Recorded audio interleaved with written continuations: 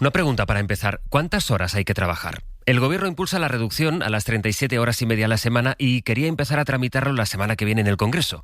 Hubiera servido para escenificar con una votación que tiene una mayoría que permita pensar en la estabilidad de la legislatura, que es lo que el Gobierno anda buscando después del caso Cerdán. Pero falta Junts. Así que esa votación simbólica sobre un proyecto que es clave se pospone porque faltan votos. Saben que la patronal se opone a la reducción por ley de la jornada laboral. Los sindicatos avisan con movilizaciones si esa ley no sale. Hay un debate en Europa sobre el trabajo que se está abriendo paso. En realidad tiene que ver con el uso de nuestro tiempo, o sea, nuestra manera de vivir. Hace unas semanas el canciller alemán, el conservador Merz, a quien ahora escuchan, dijo: en Alemania tenemos que volver a trabajar más. Una frase textual. Le llovieron las críticas que le recordaron, por ejemplo, cómo allí en su país se respeta el tiempo de descanso de los trabajadores. Y ayer el primer ministro francés dijo que Francia es textualmente adicta al gasto público. Y así es como Bayrou justificó un recorte drástico, 44.000 millones del gasto público para contener una deuda que está disparada. Recorta pensiones, recorta salarios, recorta personal, congela prestaciones, quita 2 días festivos y apunta a las bajas médicas. Dice el primer ministro que la mitad no están justificadas. Conviene que vayamos situando el debate hacia el que vamos ahora que se habla tanto de la inversión, del gasto en defensa, porque el gasto, la inversión social, la productividad y la distribución económica al final tienen que ver con nuestros derechos. Son las 8 de la mañana, las 7 en Canarias.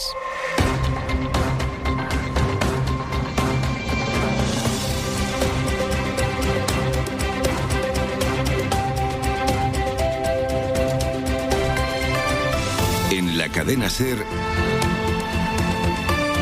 Hoy por Hoy, con José Luis Sastre.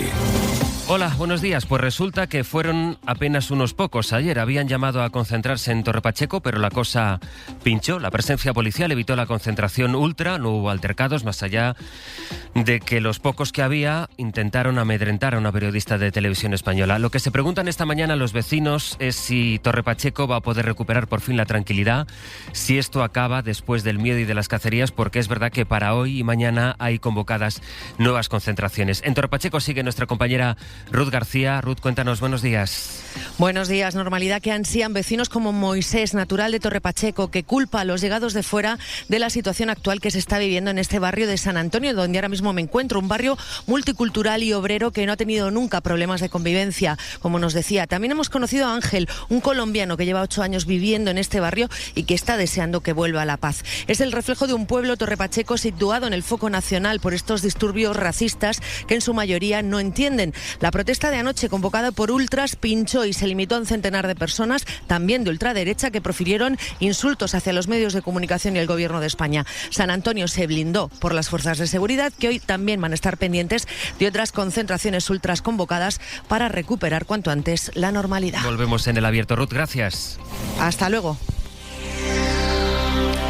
Ayer nos contó aquí el fiscal de delitos de odio en qué fase está la investigación. La policía y la Guardia Civil están recopilando, rastreando los mensajes en los que se llamaba a cazar personas migrantes y luego van a dar parte a la Fiscalía, que en Murcia va a investigar al líder de Vox en esa región por vincular la inmigración con la delincuencia.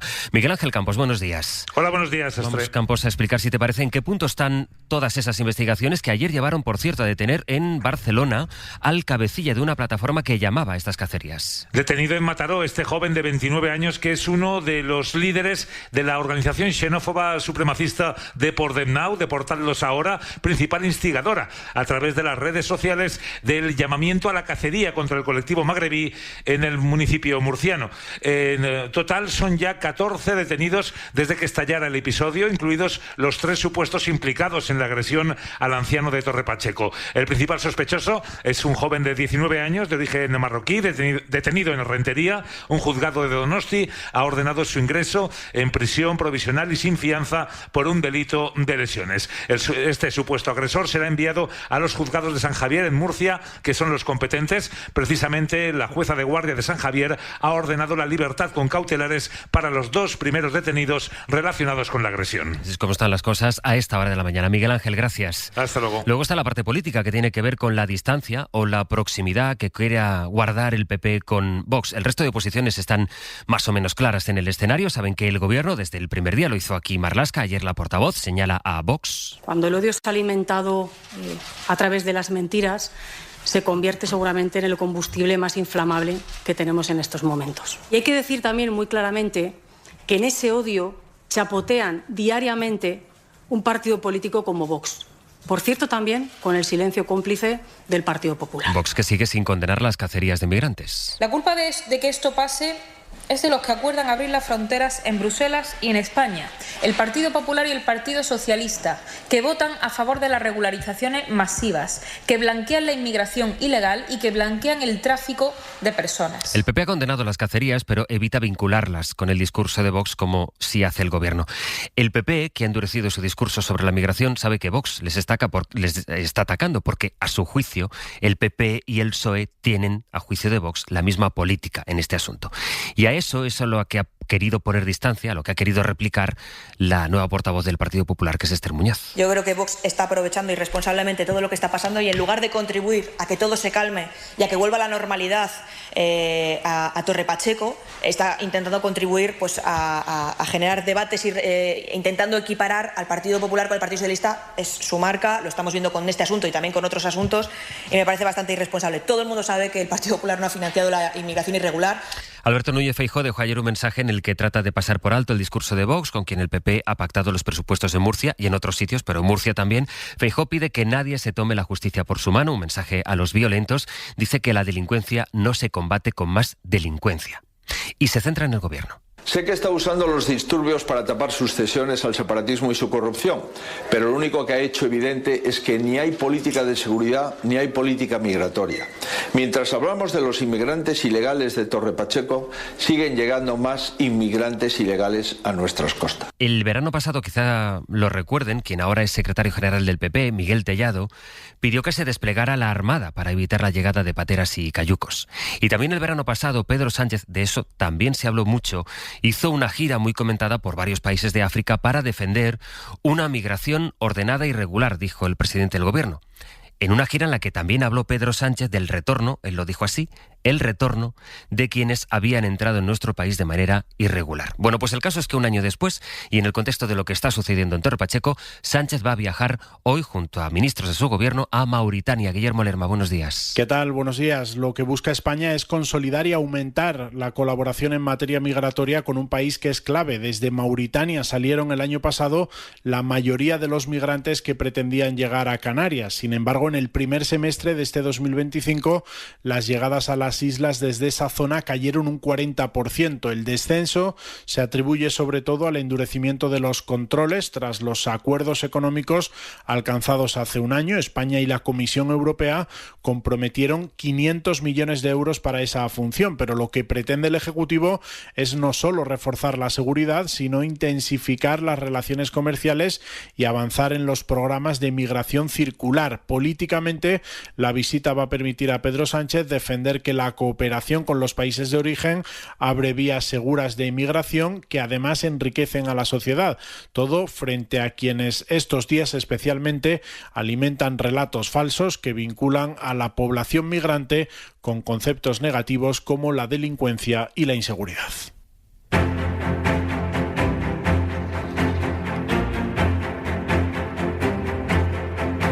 De los tribunales, uno de los protagonistas es el juez Juan Carlos Peinado y Félix Bolaños. Ahora contamos eso, pero antes hay una información que está publicando ahora El Independiente y que dice que un juzgado está investigando a Leire Díez por un presunto tráfico de influencias. Ya saben, es la exconcejal del PSOE que pidió información con la que atacar a la UCO. Pedro Jiménez, buenos días.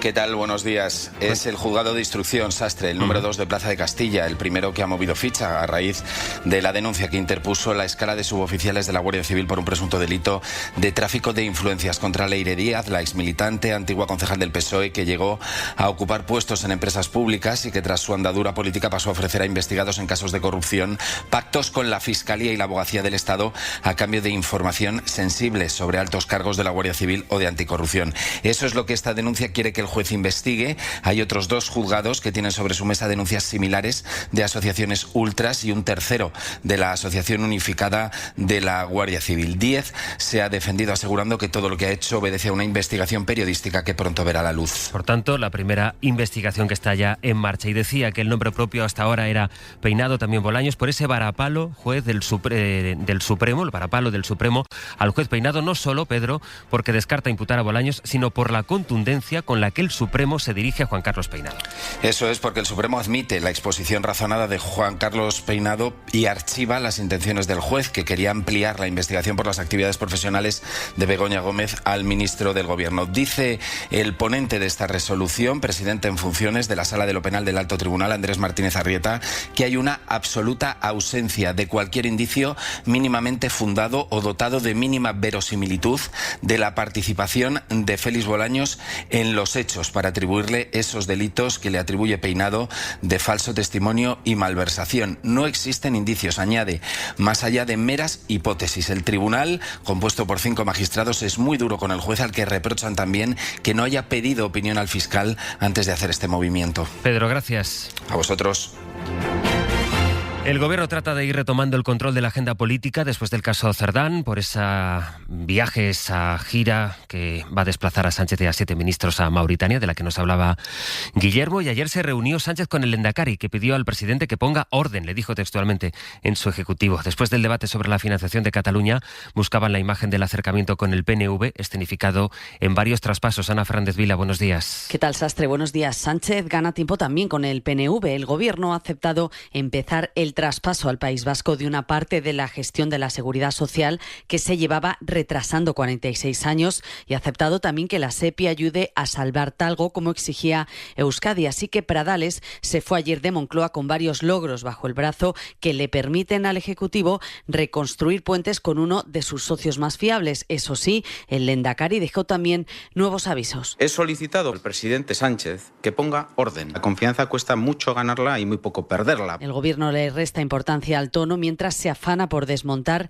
el nuevo frente que se le abre ahora con la oposición por el traspaso de la Seguridad Social. En ningún caso se rompe la caja única de la Seguridad Social, que lo que se traspasa es la gestión. Defendía ayer el ministro Torres que la reunión fue fructífera, aunque desde el Gobierno vasco ya ponen fecha al siguiente examen de confianza, que será la siguiente reunión bilateral de finales de año.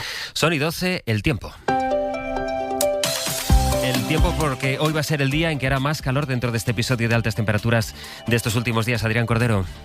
Buenos días, sí, día propio de una ola de calor con 36 provincias con avisos activados. Atención especialmente a Andalucía, Extremadura, Castilla-La Mancha, Madrid, el sur de Castilla y León, Galicia, también en Canarias. En estas zonas el riesgo es importante, con máximas en muchos casos superiores a los 40 grados. Puntualmente llegaremos hasta los 43. Todo hoy en un día de cielos despejados, no esperamos ningún tipo de precipitación.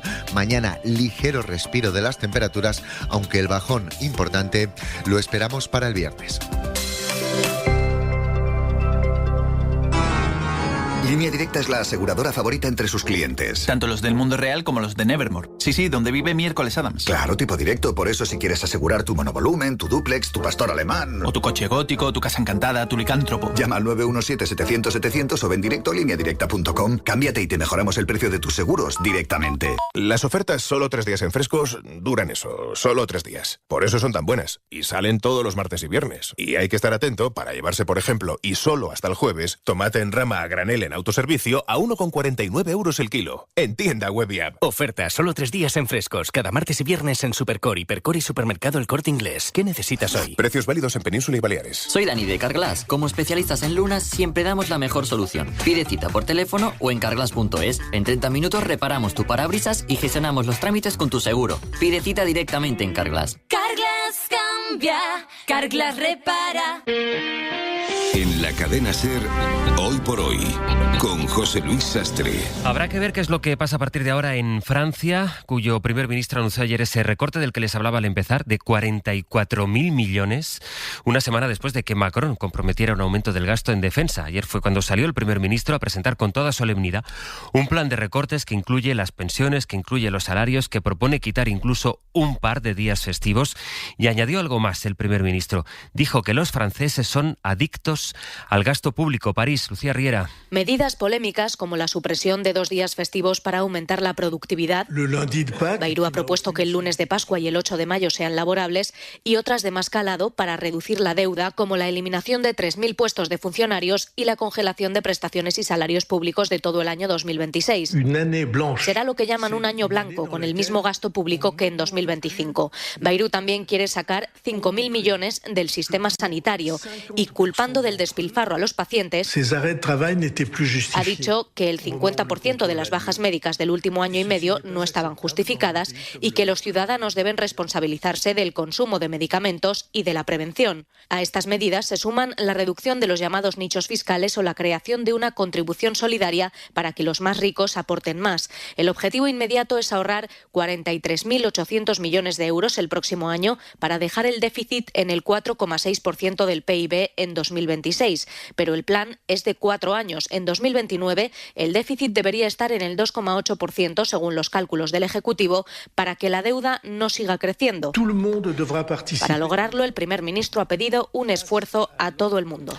El único ministerio que queda exento de ese recorte es el de Defensa, en Francia, en un contexto de rearme europeo ante la amenaza de Rusia, que sigue atacando Ucrania a pesar de las presiones de Donald Trump. El presidente de Estados Unidos ha hablado esta madrugada, ha confirmado que las armas prometidas a Ucrania están ya de camino, ha dicho, aunque también se ha mostrado optimista. Hoy tocaba optimista sobre un alto el fuego. Ha dicho, creo que Putin quiere la paz y que podrá darse antes de 50 días. ¿Nosotros los ladrones no podemos entrar en una casa con Movistar Prosegur Alarmas? No. ¿Y los ocupas? Tampoco. ¿Y quién sí puede? Los dueños.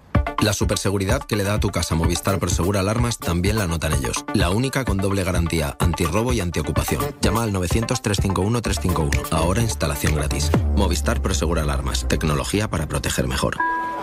Última llamada para los viajeros que siguen con vacas en la cabeza. ¿Es ahora o nunca? Acércate a tu agencia de Halcón Viajes y asegura ya tu verano a destinos como Punta Cana, Italia, Tailandia, Croacia, Cabo Verde, Isla Mauricio y muchos más. Reserva ya tu viaje de última hora, precios irrepetibles, antes de que se acaben las plazas. Halcón Viajes. Sabemos de viajeros. Ay, sangría, sangría Don Simón. Anímate a bailar, la fiesta es Don Simón. Alegría Don Simón, sangría Don Simón. Ven, vamos a disfrutar, hay sangría Don Simón. ¡Ay! Buenos días. Si participaste en alguno de los 5 sorteos diarios de Triplex de la 11 y de Super 11 de ayer, puedes consultar si has resultado ganador a tu vendedor de la 11 o en juegos11.es. No olvides que comprando Lotería de la 11 colaboras con una gran labor social. 11. Ahora y siempre, bien jugado.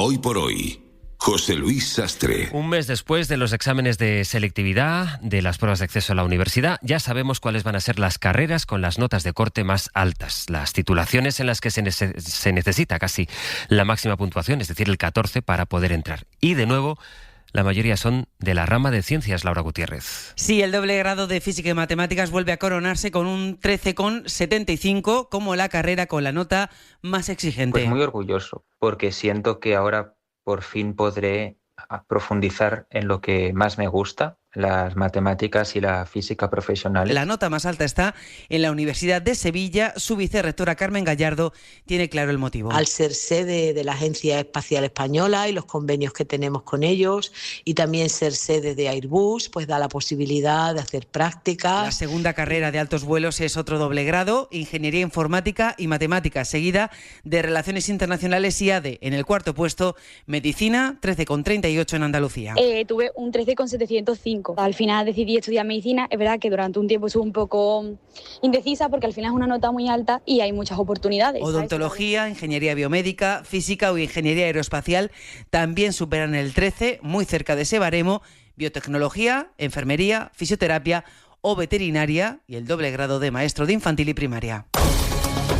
Y este dato, la amenaza arancelaria de Trump, ¿cómo ha tenido un impacto directo en la economía de su país? Porque en junio la inflación subió allí en Estados Unidos hasta el 2,7%. Edu Hernández, buenos días. Se esperaba que el dato de inflación de junio en Estados Unidos diera pistas sobre el impacto de las amenazas arancelarias de Donald Trump. Y ese impacto ha sido mayor de lo esperado, porque la inflación ha subido 3 décimas, hasta el 2,7%. Aunque es verdad que gran parte de esta subida tiene que ver con cuestiones ajenas a los aranceles, como como la subida de precios energéticos tras los ataques entre Irán e Israel, lo cierto es que los expertos apuntan a que los aranceles también se dejan notar, porque cada vez son más los sectores económicos que suben precios en preparación para lo que pueda venir. Además, esta subida de la inflación puede hacer más difícil que la Reserva Federal baje los tipos de interés, por mucho que Trump lo exija. En 10 minutos el abierto, hoy con Josep Ramoneda, Elisa de la Nuez y Ruth Ferrero. Son ahora las 8:20, las 7:20 en Canarias.